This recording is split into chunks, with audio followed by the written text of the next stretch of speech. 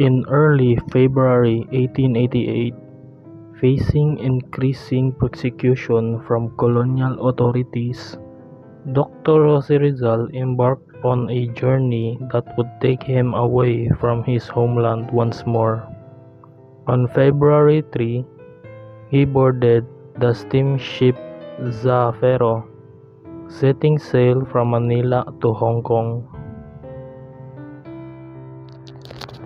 After a brief stopover in Amoy on February 7, where he chose to remain on board due to inclement weather and reports of the city uncleanliness, Rizal arrived in Hong Kong on February 8, 1888. He took residence at the Victoria Hotel and was warmly received by the Filipino community, including notable figures such as Jose Maria Basa, Balbino Marosio, and Manuel Yerete. During his stay, Rizal became aware of being shadowed by Jose Sainz de Baranda, a former secretary to Governor General Terrero. It was believed that Baranda had been commissioned by the Spanish authorities to monitor Rizal's movement. Despite this surveillance, Rizal wrote to his friend Ferdinand Bromeret on February 16, described Hong Kong as a small but very clean city. On February 18, 1888, accompanied by Jose Maria Basa, Rizal boarded the ferry steamer Kiu Kiang for a visit to Macau, a nearby Portuguese colony.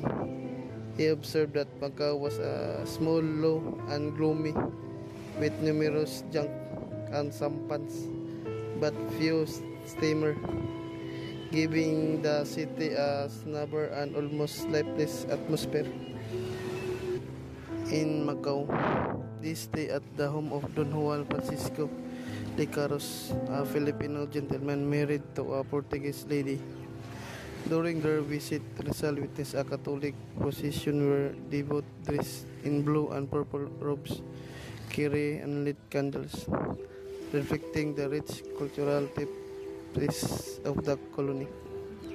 After 2 days on February 20, Rizal and Basa returned to Hong Kong aboard the Kiu Kiang, including their brief sojourn in Macau. Rizal's journey continued as he departed Hong Kong on February 22, 1888, aboard the American steamer Oceanic, bound for Japan. During this voyage, he shared a cabin with a British Protestant missionary who later described Rizal as a good man, highlighting the impression he left on those he met. This period of travel not only broadened Rizal's perspective but also reinforced his commitment to seeking reforms for the Philippines, a mission that would define his enduring legacy.